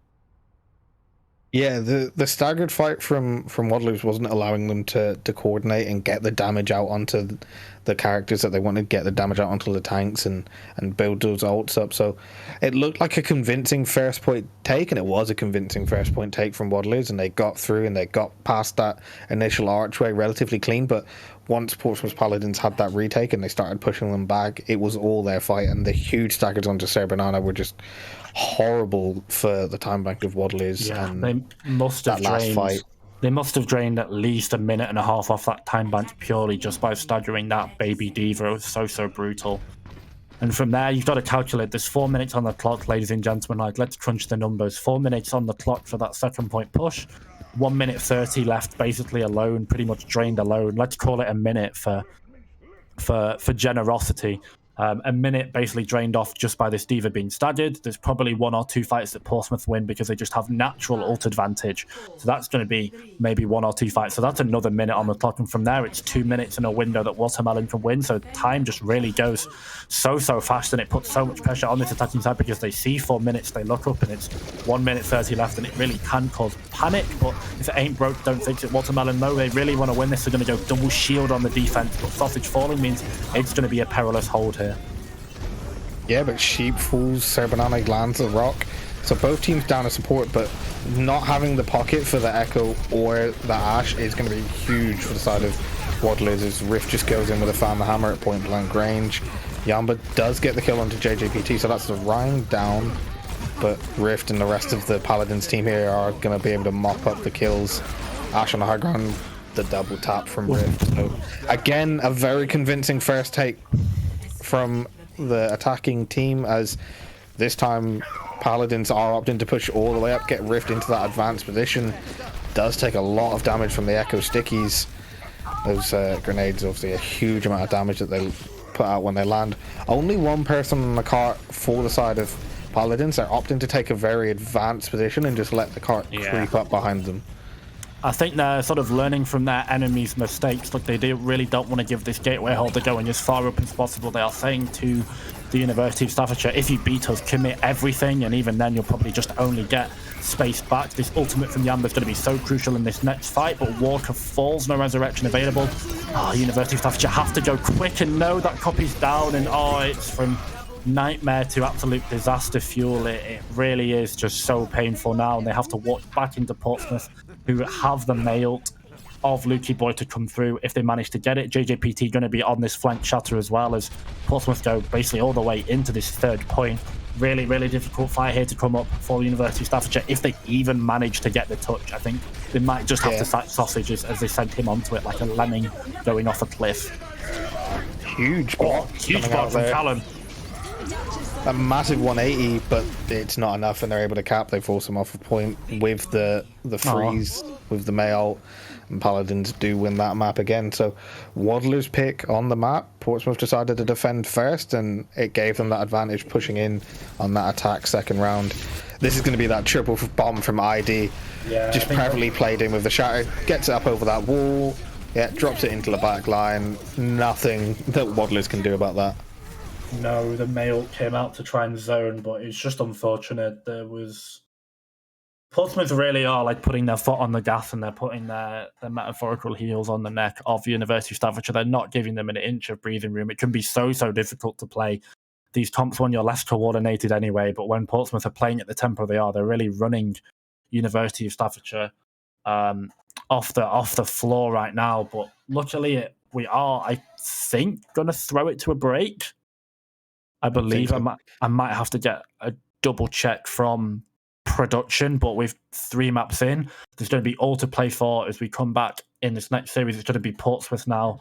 2 maps. Okay, so we're just going to be going into the next map, which is going to be Watermelon Waddler's pick, and they're going to send it to Junkertown by the looks of it. So if there's ever a map for individualism, if there is ever a time where they can really lean into Jix and Yamba, who have been the win conditions, then it absolutely is this map, and it's absolutely this game mode. This is going to be a sniper's heaven, and luckily for the University of Staffordshire, they've got 2 very good sniper players in the lobby on DPS, even though, obviously, as I said, Yamba is off-rolling, been very, very dominant on this DPS so far, put up huge performances, one of the main factors in Watermelon Waddlers being able to take these fights. Some substitutions coming in here from the side of Paladins, though, as Rift goes on to tank and Nightmare comes in for the DPS slot, with ID opting to sub out here. Yeah, so going to see a name that I've not seen before, not too wary. I wonder what Nightmare plays, but I'd assume, considering it is Junkertown, it is going to be something more sniper-based. They actually take out IW, so that's going to be Rift going over to the off-tank. There is no bounds, there is no end to this hero pool. I guess if Rift has been playing Echo for a while since that came out, I guess clearly fancies himself as a proficiency on the off-tank too. Played main tank in the tournament I mentioned previously, the North American tournament. As I said, they played alongside Brute in that United Kingdom sort of EU team. So Rift showed us a variety of main tanks there. A little bit of off-tank too. Probably will end up playing the Sigma or the Roadhog possibly on this map. I know all the DPS players love their Roadhog. They love to lock it in my ranked games and flank and get swept by Annas and grief me. Just I'll stop talking because it would just be generic hard stuff coming out from my mouth. But genuinely though, please, Hog players. To be fair though, this is the one map that you can actually lock Hog and do a lot of work on. Hog has been buffed recently, which gives him more of an excuse to be picked. Unfortunately, not quite as strong as he once was, not quite able to one-shot, I believe. Actually, I think he can still one-shot, I'm not sure. You can hit a one-shot combo on most of the character, like most of the squishies still. Yeah, I think it's just Anna, walk right? In and yeah, well, I've seen a lot of one-shots from Hogs still. You just got to make sure you walk in, really close that distance, press W as it comes in, and then land the punch right after. So it's more of a combo than a straight-up one shot. Yeah, which is fair enough. But speaking of one-shot, Watermelon Waddlers are going to be no shy of one-shot in this composition. They're going to have so much damage, so much sightline control. This comp snowballs so hard. It is the classic double shield, double sniper, and Sausage has been pretty good on this Mercy. I think had a couple of times where they have been picked off early, it's been punished, but honestly this damage boost has been vital in allowing both of these DPS to pop off. But on the flip side, really like this forward hold from Portsmouth. They're going to scout the composition early, and if they don't like it, they're just going to swap. I've seen Tots, their coach, come up with a plan on this where they do run the Bastion with this comp, and they sit in the left side on this shack, or they sit on the right side there in that little hut. But for now, it's just about a game of time for Portsmouth. Watermelon probably going to need these ultimates. Most importantly, do need time off this clock. And it just allows them to swap and get a counter pick into the second fight to deny sort of the first point recontest, the first point easy contest for this attacking side. But good swaps from Watermelon in though with that Farah. I think it's absolutely the right choice. Yeah, certainly. No team getting a kill yet, but they are just holding. Like I said, Paladins looking to hold forward, just waste the time for Waddlers, not allow them to push forward, not allow them to get any cart movement. And it's working so far, but then Yamba gets a pick onto Rift in the backline, but Sheep gets a pick onto Walker to counter it. Like I said, the Farah pick really good here, able to get out of the spawn, not really affected by what the enemy team is doing, as Walker comes back out, kills Lukey, JJP goes down, Nightmare gets killed into Jix, but it's not going to be enough as he's stuck off on this right-hand side here. Yeah. So that great pick from Yamba to go on to the Farah there, gets out, gets that high damage from far away, knowing that the enemy team doesn't have a hit scan other than Dodos to try and deal with him. Rift was forced to try and close him down and goes down early, and that really was the fight lost from there for Paladins, but they are going to be able to get this recontest, aren't they? They are. They're going to have Yamba hovering with the barrage. Those they get this inside rotation. Let's see if they can stall it out and set cart. I've seen this before from a couple of teams. Saw this strategy in Open Vision the other day. They kind of just sat on cart and stalled out. Unfortunately, the payload is too far, so they are going to lend themselves into this open space. Beautiful early aggressive blizzard from Lukey Boy, though. Looks like they've managed to find Walker. There we go. So from here, the fight is absolutely winnable. But Yamba now, yeah, the win condition is gone for the Watermelon Waddlers, with Yamba absolutely being it on the Farah. They put so much onus and priority onto that Egyptian bird. Unfortunately, the pace, the tempo from Portsmouth in this fight was just too quick and too strong. Now with 1:55 left, Watermelon, if you want to make the swaps, make them, but you've got so many ultimates, such a wealth, as Jix goes over to the Widow, which I don't mind going to be able to find some one-shots. Don't think it's Jix's best hero, as far as I'm aware, but I'm sure I'll be proficient on it nonetheless. It is Jix, ladies and gentlemen, so definitely no slouch at all. Here we go. This is an aggressive beat though from Sheep. Let's see if they can punish it with the flux that comes out from Sir Banana. Yeah, and there's the ult coming out. Rift gets 2 on the D.Va with that bomb. The huge damage coming out from Nightmare. Look at the unknown to you, so definitely unknown to me here, as I don't know any of the players that are playing here today. But Nightmare, huge damage output on that Symmetra, just melting the shield that comes towards him from the Watermelon Wanderers, and they're just getting this huge damage output. And then your favorite player, from what I've seen so far, Todos, doing brilliantly as the solo DPS to deal with Yamba on that Farah. Not my favorite player, no bias chat, just think he's quite good at the Baptiste character. Yeah, for sure. This is really aggressive though from Paladins. Look, they're just going. They aren't losing payload for it though, but if they can win the fight, I'm sure they're going to be happy with it. Now, unfortunately though, yeah, they're going to get touched, but God, look at the HP of Watermelon just get stripped away. This is going to have to be like 2 versus 6, 2 versus 4 for Yamba. So they managed to get the D.Va though, so piece by piece, nope, falls to the right click of Lukey Boy, if anything. And now 24 seconds left. Tempo. It really has been a game of tempo so far. Portsmouth have played a broad composition on Junkertown first and managed to just win these fights against Double Shield. It's been so difficult for Watermelon, I think, on the compositional advantage, but the Farah was just unable to really take that sightline control back after they won that first fight with the flurry of ultimates that they got. That's Orisa down. That's Mail on the point. They don't even touch, so I can't even throw it back to unchanged. And there we go. 86 meters now for Portsmouth is all that they need. Yeah, just fast, aggressive play from the Paladins here. They've realized what their opponent's weakness is, haven't they? They've seen that when they play aggressive, when they force Waddlers to make those quick decisions, the fact that they're not as cohesive as a team, that's where the weakness is for the Waddlers. They don't all make the same decisions at the same time when they're forced into making those really quick decisions. They split off into their individual gameplay, and Paladins just focus on one player and just start picking the team off one by one. Yeah, it's so brutal to play because this broad composition is so weak, particularly to the Farah. When you think you play Sim, they played Sim May for that entire round, and it was, there's no hits down there, but I think it's something that a lot of people really underestimate, and they sort of they overemphasize the priority for a hits done in this composition. You've got Todos and Rift on the Baptiste and on the Diva. Both of those together, if they cover, if they're synergized enough, which obviously, as I said, they very much are in sync. They're so in sync. I should be seeing Justin Timberlake on screen any second now. God, that joke is way too old for me. Anyway, when you've got Baptiste and you've got Diva, it's just so much coverage against the Farah that, yes, Yamba is uncontested, but ultimately they can't do too much damage, even with the damage boost that comes down. And if they want to clean someone up with the barrage, then they put themselves in a vulnerable position. But Jits, though, perfect start to the defense to find the headshot onto Lukey Boy on the Hanzo. Yeah, and we saw their Nightmare holding the angle, trying to get that pick into that small sight line on the left-hand side, but Sir Banana had his shield in a perfect position to stop that, so both teams opting for the double sniper right here. So we're playing onto those long sight lines. It's going to be who can keep their tanks alive the longest, with the Hanzo spam coming out here, as Rift looking to get aggressive, does get forced back, but JJPT, they hold the point, they push the team around the corner. The supports for Waddlers getting low, but they get their healing back up. It's going to be just a hard hold onto this corner. Comes out from Yamba, yeah, doesn't get anyone or get much damage, but does force the Paladins to back up. Both windows come out, and Rift gets pulled out into the open. Jig gets picks onto Nightmare. Leakbo and JJP get the picks back onto the DPS, but I don't think it's going to be enough.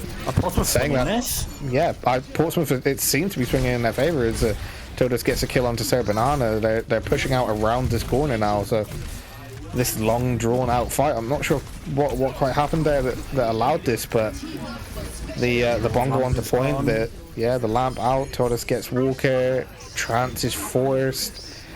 This is a very messy fight. Yamba gets a kill onto Nightmare, JGPT gets Callum, Lukey gets Sausage, Todos gets Yamba.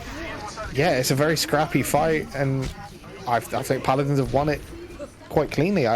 That certainly looked like Waddlers, once they got the pick onto Sir Banana, was going to be their fight, and they were going to force Paladins back, but they just swing it back in their favour, and it's another map win for the Paladins. There we go, and that puts them on match point, ladies and gentlemen. Portsmouth have been so decisive in this series. Not quite ready to call it dominant, because it has actually been close, but I think in the end, that synergy, that rehearse, that decisiveness of Portsmouth has been the fact that in this long series, as Staffordshire, frankly and very honestly admitted, they don't really play together too much, but Portsmouth are absolutely the exception. I would assume most teams play together just a little bit more than this University of Staffordshire team do.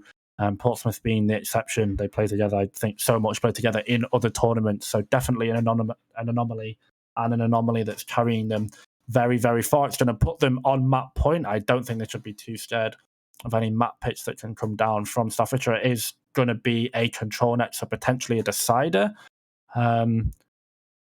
I think we can just carry on going. Not sure if we're going to throw it to a break or not. I'm about to say, I think I'm probably going to be a crusty for letting know. It's just something, I'm a little bit all over the place, ladies and gentlemen. So have to excuse me. I was assuming we were going to throw it to break at some point, but you know what? The show must go on, and hey, I'm ready to go. This could potentially be match point anyway. As we get the pick onto Nepal, looks like there's going to be potentially subs coming in any second. What do we think Waddlers can do to get back in this series unchanged? think they've really got to be looking to keep their supports and their tanks alive longer than they have been. Like I say, the Wadlow's downside has been that they tend to break apart once Paladins put them under a lot of pressure when they play that aggressive comp that they're playing. So Wadlow's just need to make sure that they're playing cohesively. They need to talk to each other. I think communication might be a little bit of a problem with this team, looking at the way that they're playing, that they, like I said, they don't understand each other because, as they've admitted, they don't play together enough. So to counteract that, they need to be making sure that they're giving good call outs, because their DPS are putting a lot of work in, getting a lot of damage out and getting these picks, but they're not able to capitalize on it because Paladins just have the better sustain. And I think it's so difficult, as we said, like Sausage and Walker have been no joke, by the way. Like the fact that, as I said, like Sheep and Todos are a very, very good backline, maybe the best backline we have in the entirety of the null, ladies and gentlemen. But Sausage and Walker are taking them net by net. You can see by the ult charge, you can see by the damage, by the impact that both of these guys have in their fights, and it's allowing the DPS of Jix and Yamba to pop off consequentially because of it. However, just in the end, I think it's unfortunate for the University of Staffordshire, because yes, they are a great team and they've been great individually, and perhaps something like an Overwatch 2 where more individualism will definitely shine with a 5v5.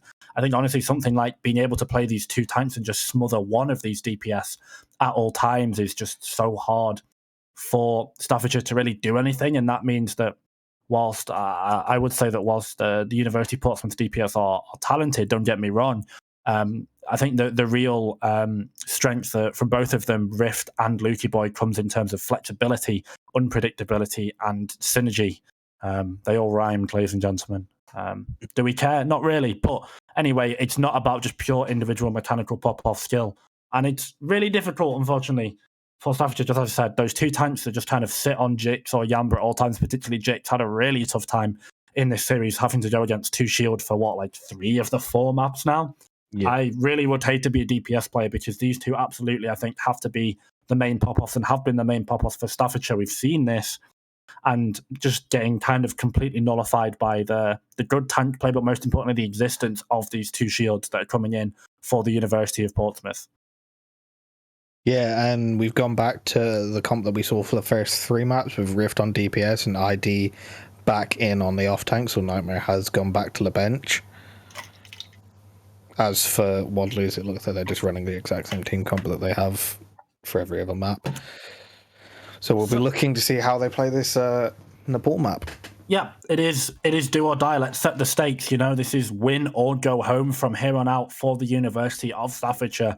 And we saw how well they put out on Control. Very, very clean showing to start the map and to start the series. So they started out strong, and let's see if it is going to be the final map. I don't think it is. I think Watermelon can absolutely take this one, particularly if they could win these first neutral fights. They were really good on the board composition. They played well on the brawl as well. They managed to take a round, I believe.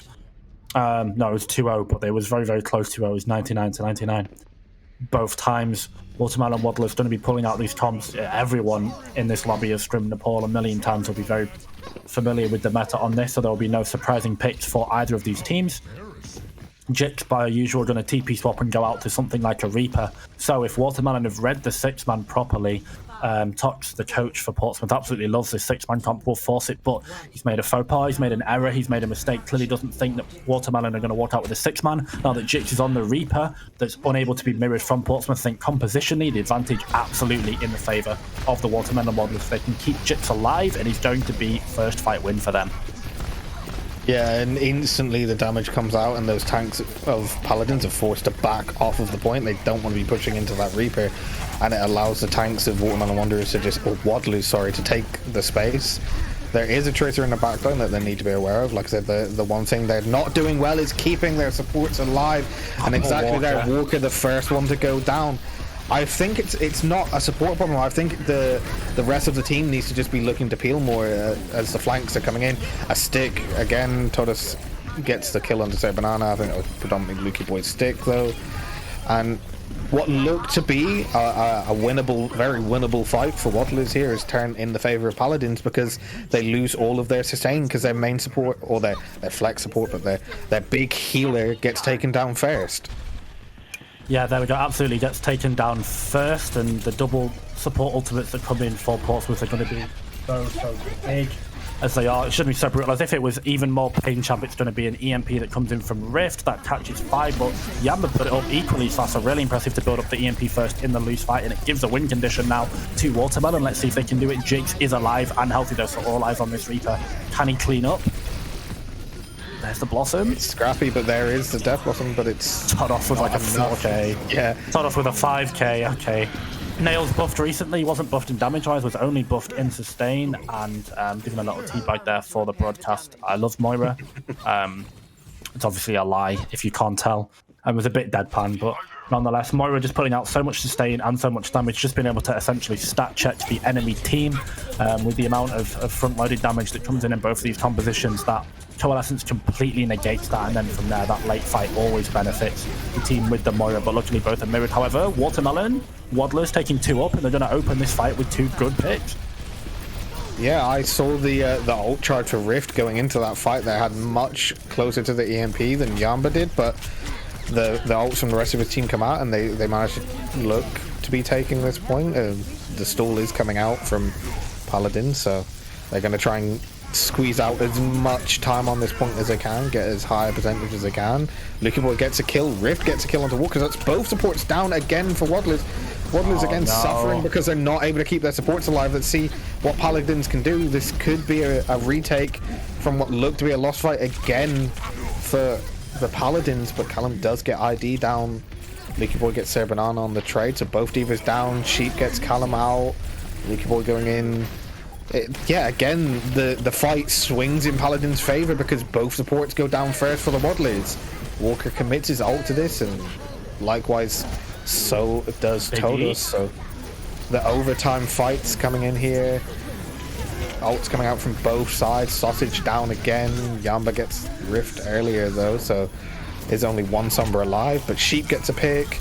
Callum now looking to try and dive the backline, counter that, but they're not able to, and they're just losing because they don't have the healing. They don't have that sustain that Paladins are able to keep up. Shinjit's clutch it though, potentially. Maybe. Jits and Yamba versus the world. The DPS duo that have been doing such good work so far. The Lucio doing enough healing to keep these 2 small characters alive, and they're getting this damage output, so they're stalling out this fight. It looked like it was a win for Paladins, but Paladins are going to back out and give Waddlers this point. Absolutely, and it's off the back of that Tracer and the Sombra. I've said it, they were definitely down in terms of composition with Jits on that Reaper, but Portsmouth did a nice job of stalling to 99, but just big credits to Watermelon Waddlers there for being able to split the fight. Yes, they lost Walker, but if anyone ever needed to clutch, it was Jits and Yamba. Huge plays from that Tracer, as we said, and they're going to be rewarded with an EMP for it. So absolutely holdable now, 23% from here and on to the 99. They have to be perfect, but when they've got the EMP to go, that's going to snowball into Cole into second fight. If this EMP can come down, there we go, it finds 5. Huge EMP from Yamba. Yeah, but again, Walker down first, so that's a big sustain healer out of this fight.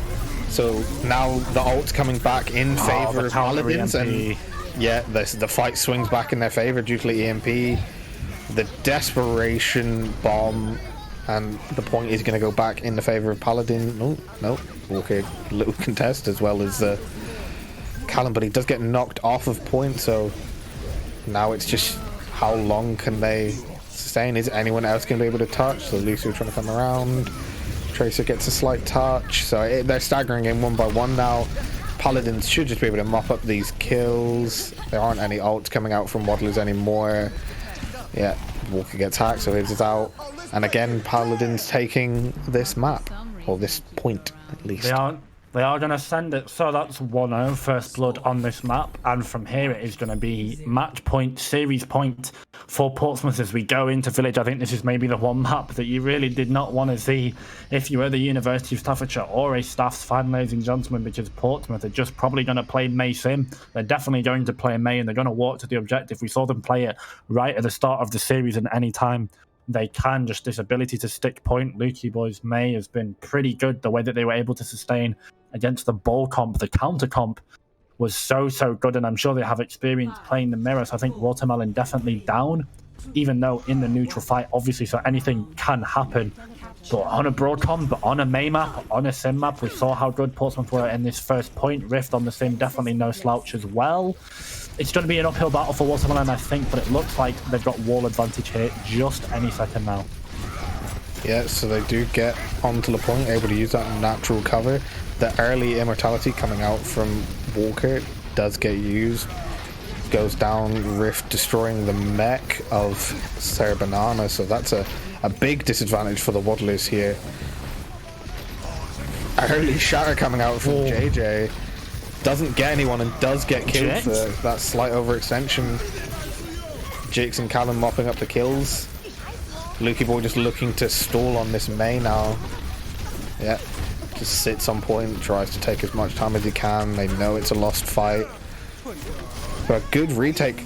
Portsmouth Paladins had the ult advantage there. They went in really well. JJ got the really early shatter, but he wasn't able to find anyone. And Waddlers just pushed back in, used that May to separate him off, and got the picks that they needed to swing the fight in their favour. Yeah, I think in a mirror as volatile as this, it's so important for the University of Staffordshire that they get this first fight. We're going to see Rifts looking for this TP to sort of just back-end this. They found IW. Can they demech him? There we go. So it gets even better for the University of Staffordshire. That's going to give them so much time to build up these crucial ultimates. They're just getting free take care unchanged. It's so good for them, and it just means that Portsmouth have to buy time. They have to wait. Yes, they're getting ult charge, but they're getting passive ult charge whilst they have some key ultimates themselves to go. It's going to be a Mail that's unable to be mirrored by Yamba. Zuki Boy is 30% ahead, but this beat from Sausage, if it's good, if it's clean, should be able to just keep everyone here. Look, they're just going to sit on point, Watermelon, and they can buy so much time. They force so many resources from Watermelon, from Portsmouth to even want to win this fight. But it looks like, yeah, they are just going to clean it up off the 3k of IW. Yeah, they just went in, used the ults to their advantage, mopped up the kills again. Once the fight starts breaking down like that, it always looks like it's in Paladin's favour, the way this fight's going. But anything can happen, and Waddlers did well in that fight. But when the ults are that heavily in your opponent's favour and they push on the way that they did, it's always going to be hard to try and retake an early wall from Paladins, though. So Luka Boy not having his wall does allow the Waddlers team to walk in. Big slam from JJPT.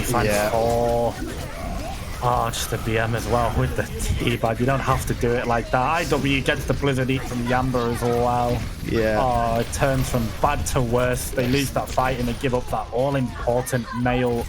And it's really going to be hard for Watermelon to recontest now. They are bone dry on ultimates. It's 56%. It's going to be 2 fights needed for Portsmouth to hold the stance between them and the Summer 2021 Null Clash champions. Ladies and gentlemen, and by God, if they got the ultimates to do it, they get this forward hold as well. Watermelon, they're going to have to pull out a miracle if they can do this, and they will be able to do it. And they managed to get a quick rotation with their Maywall. They don't really need the ultimates too much, but just going up against particularly this window from Todos, as I've said, and this Mail from Leaky Boy are going to be so difficult. When they find the pick onto Yamba, it means that this is potentially going to be final fight. This could even be the final fight of the series, ladies and gentlemen. And I wonder if Portsmouth, do they smell blood in the water? Do they want to push them? No, they're just going to chill. They're going to let Watermelon come into them. And to be honest, they're probably just going to punish them with 4 ultimates that they've got left. Watermelon Waddlers, can you do it? Can you pull off the impossible? I really hope so. That's a perfect start, though. Callum gets the pick. Is indeed, yeah. But does get traded out. Todos uses the bat early, gets a kill onto Yamba. No, it is going to be a 1 fight for Paladins. This is going to be game, set, and match. They have won the tournament, so Paladins are indeed the Summer Clash, the Newell Summer Clash champions. There we go. They take it in a 4-0. Not quite a sweep because they did manage to get that draw on Anubis. It was a valiant effort. I will show plaudits first to the ones unfortunately came up just short. It's always rough. Yes, the scoreboard was 4-0, but I think there wasn't actually too much between these teams. In the end, I would say it was just synergy diff. I think Portsmouth are just a freak of nature in terms of this tournament. They could... it feels really almost wrong to be putting up against teams that are as sort of more casual and for fun like Staffordshire. But hey, Staffordshire, the best of the rest, they made a valiant run through to the finals. They beat some really good teams full of ex-contenders players to get here, so this is no slouch to even be in this game. It's huge plaudits to University of Staffordshire. Some very good players in particular. Yamba on the off-roll popped off. Jix on the slight off role, moving over from flex support to the hit stand, was all over this series as well. Walker on that Baptiste, not quite sure how much he plays, but was definitely 4.3 at one point on Anna. Unfortunately, didn't get to show too much of the Egyptian grandma in this series, was forced on the Baptiste, but popped off and went toe-to-toe with Todos as well. So congratulations to Paladins, though. They take the win in a 4-0, and there we go. They go back-to-back, I believe. Definitely go back-to-back as your summer champions 2 years in a row. And I think that means this may be the last we see of this team. I think at least 2 or 3 of them are graduating. We'll get confirmations. We're going to get an interview probably any second now from one of the Paladins. I think Tox will come in. Maybe we get Todos or Rift in as well, but probably will get Tox in for sure. So I can ask him about that. Congratulations to both teams, though. Big series. It was showed up so many clutch moments, so many big highlight individual plays back and forth. And it's exactly what we want at the end of the day. It is null finals. It is just about a bit of fun. Both teams left it all out there, I think. Not really too much more I can say. It was really fun to cast, and now we're going to move over into the post-game lobby and sort of wind down as we did a small reflection and a small interview with, as I said, your champions for the Summer Clash 2021, the Portsmouth Paladins. Yeah, and I believe we're ready for that interview with the team. I believe it will be Toxicinator, the coach for the Paladins, that we will be speaking to first. Hopefully we'll be welcoming him in soon to get some words.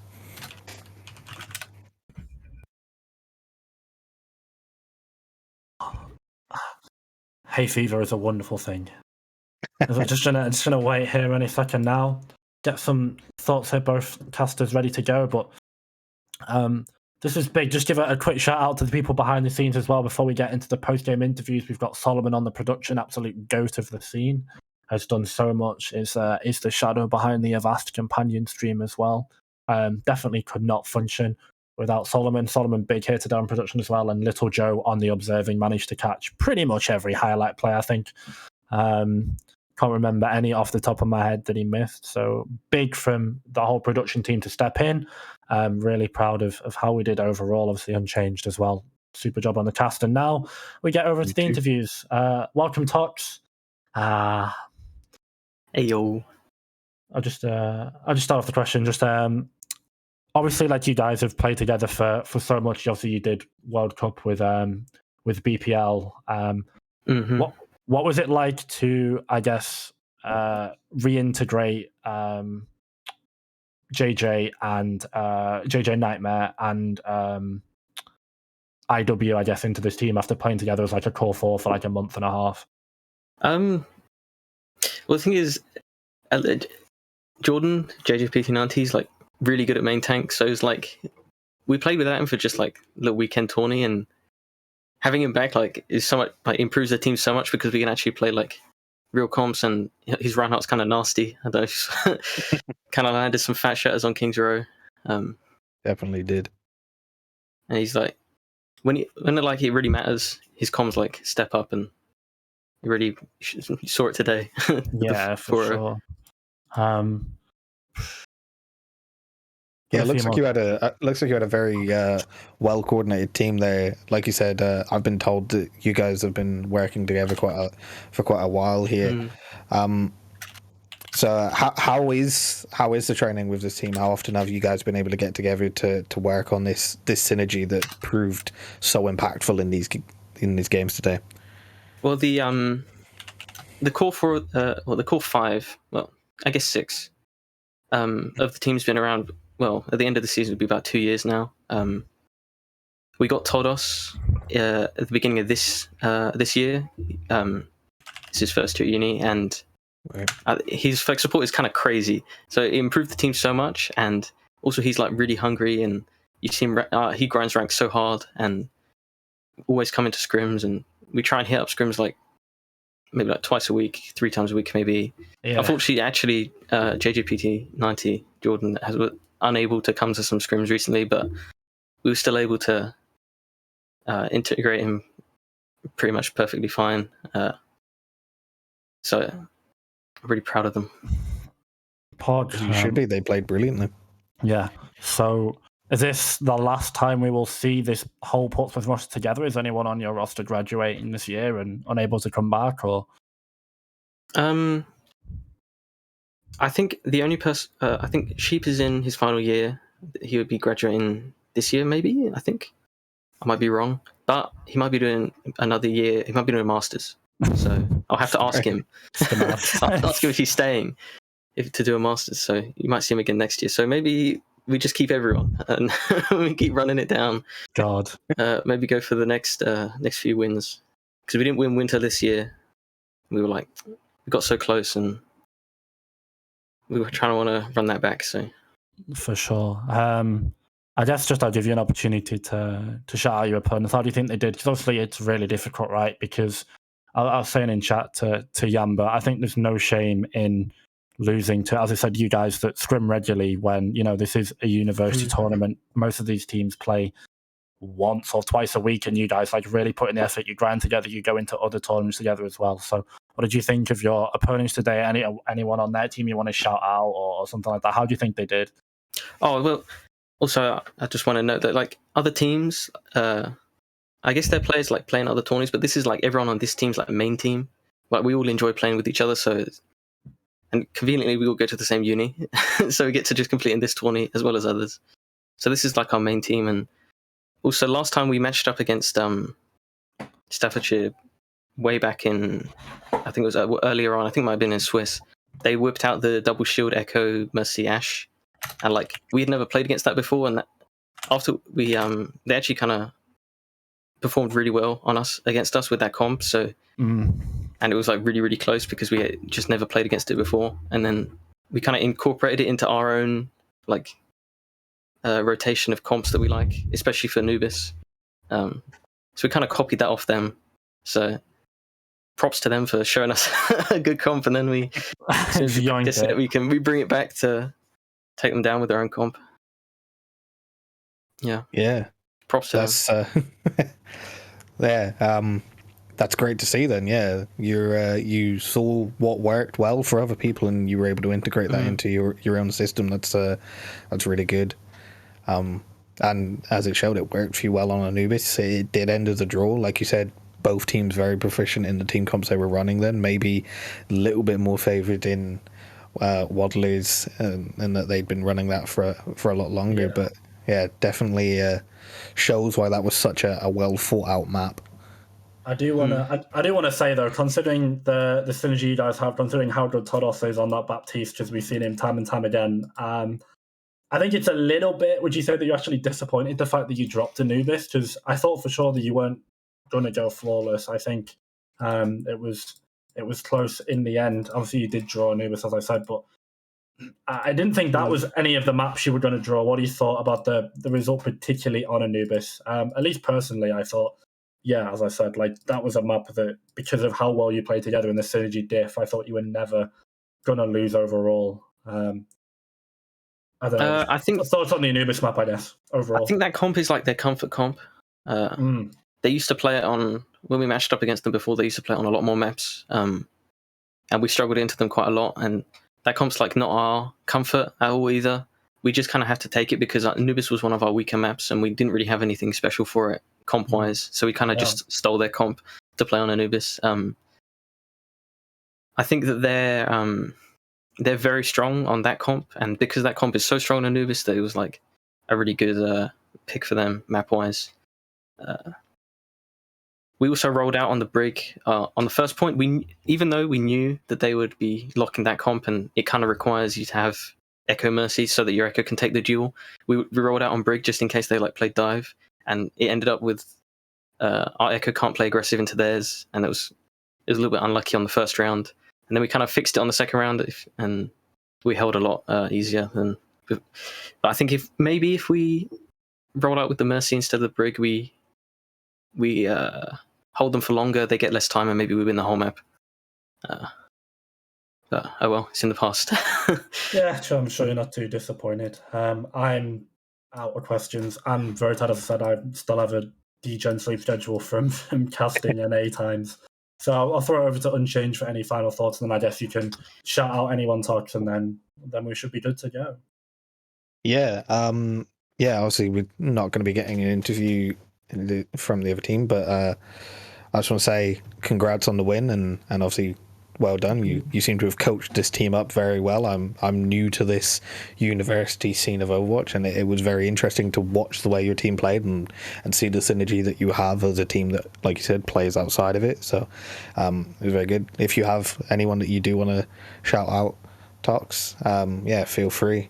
But yeah, just congrats. Shout out to especially shout out before this game we had a warm up scrim. Shout out to all of the BPL boys, the homie chat boys that helped warm us up for 45 minutes, even though they kind of got rolled. It was just a fun little thing, and I'm so thankful for them for like coming and spending their time. And also shout out to all the boys on the team. I love coming to, even though I don't play, I love coming to scrims and theory crafting and spending my time with them, and they're like great friends that I've made through this little Overwatch Uni tourney. Didn't think I'd spend so much time on it, but I love it. So the real winner really is the friends we made along the way. That's the conclusion I'm getting from this. Don't play Overwatch, make friends instead. I like it. So thank you, Tox, for the interview. You're free to go. We can let Todos eat because he was absolutely feasting the entire series. But congratulations once again to Tox and the whole playing roster for the University of Portsmouth. They ran it back, Summer Champions, 2 times in a row. Let's see if they can go for the 3-peat next year. Apparently, with the full roster, will they be stopped? I hope so, because I don't want to see Tox win everything. I think that would be... Come on. No, it wouldn't be fun. You don't down BPL Season 3, buddy. All right, get out of here. GG's.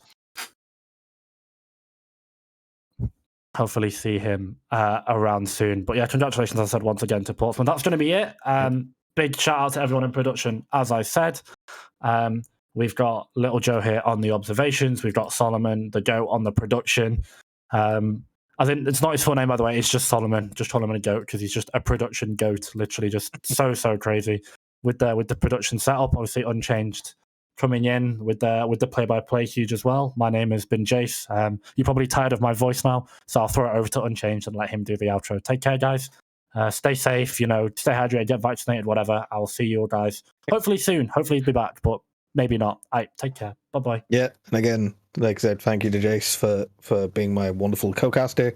It's been a pleasure to cast this game. It was a brilliant grand finals. I would like to say a final shout out to the Waddlers as well. You did brilliantly. They played well, considering the lack of synergy that their team did have, the lack of playtime together. So for a more casual team, they showed out. Brilliant DPS play, brilliant play from the team all round.